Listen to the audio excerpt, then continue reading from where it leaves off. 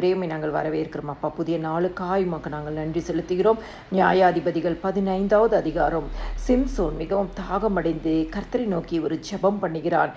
அவன் கர்த்தரை நோக்கி கூப்பிட்டு, தேவரீர் உம்முடைய அடியேன் கையினால் இந்த பெரிய ரட்சிப்பை நீங்கள் கட்டளை இருக்கீங்களேப்பா, இப்பொழுதும் நான் தாகத்தினால் செத்து கொண்டு இருக்கிறேனேப்பா, விருத்திர சேதனம் இல்லாதவர்கள் கையில் விழ வேண்டுமா என்று சொல்லி இந்த இடத்துல கர்த்தரை நோக்கி ஒரு விண்ணப்பம் பண்ணுகிறான். இந்த காலை வேளையில் கர்த்தரை நோக்கி விண்ணப்பம் பண்ணுகிற உங்களுக்கு ஆண்டவர் ஒரு அற்புதத்தை செய்ய போகிறார். ஆண்டவர் உங்கள் ஜெபங்களுக்கு பதில் கொடுக்க போகிறார். இந்த இடத்துல சிம்சோனுடைய கடைசி நேரத்தில் அவன் இருக்கிறான். தாகத்தினால் செத்து கொண்டு இருக்கிறான். அவ்வளோ ஒரு கடினமான நெருக்கடியான சூழ்நிலை.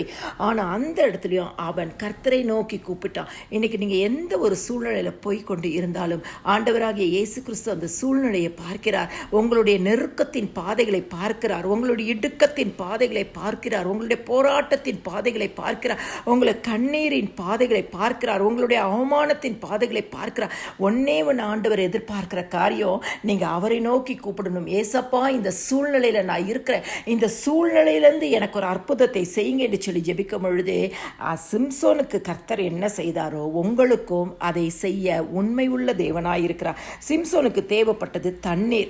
ஏன்னா நான் தாகத்தினால் செத்து கொண்டு இருக்கிறேன் என்று சொல்கிறார். அதனால் அந்த இடத்துல தேவன் ஒரு லேகியில் உள்ள ஒரு பள்ளத்தாக்கை பிளக்க பண்ணுகிறாராம். அந்த இடத்துக்கு எந்த கோரி என்று பெயரிடப்படுகிறது.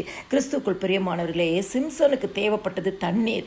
அதனால் கர்த்தர் அங்கே என்ன பண்ணுகிறார் என்று சொன்னார், ஒரு பள்ளத்தாக்கை பிளக்க பண்ணி அதிலிருந்து தண்ணீரை கொடுத்து சிம்சோனின் தாகத்தை தீர்த்து சிம்சோனுடைய ஜெபங்களுக்கு பதில் கொடுத்த ஆண்டவர் இந்த நாளிலும் நீங்கள் எந்த காரியத்திற்காக ஜெபிக்கிறீர்களோ, வேலைக்காக ஜெபிக்கலாம், திருமணத்திற்காக ஜெபிக்கலாம், பிள்ளை பாக்கியத்திற்காக ஜெபிக்கலாம், வீடுக்காக ஜெபிக்கலாம், கடனுக்காக ஜெபிக்கலாம், நீங்கள் என்ன காரியத்தில் ஜெபிக்கிறீங்களோ சிம்சோனுக்கு என்ன தேவையோ அதற்கு கர்த்தர் பதில் கொடுத்தாரோ இன்னைக்கு உங்களுடைய தேவைகளின் படியே, உங்களுடைய விண்ணப்பங்களின் படியே, உங்களுடைய ஜெபத்தின் படியே நீங்கள் கர்த்தரை நோக்கி கூப்பிடும் பொழுது, கர்த்தராக இயேசு கிறிஸ்துவை நோக்கி கூப்பிடும் பொழுது கர்த்தர் உங்களுடைய சூழ்நிலைகளை மாற்றுவார். உங்களுக்கு அனுகிரகமும் அனுகூலத்தின் வாசலை திறந்து உங்கள் நடுவில் கர்த்தர் அற்புதங்களை செய்வார்.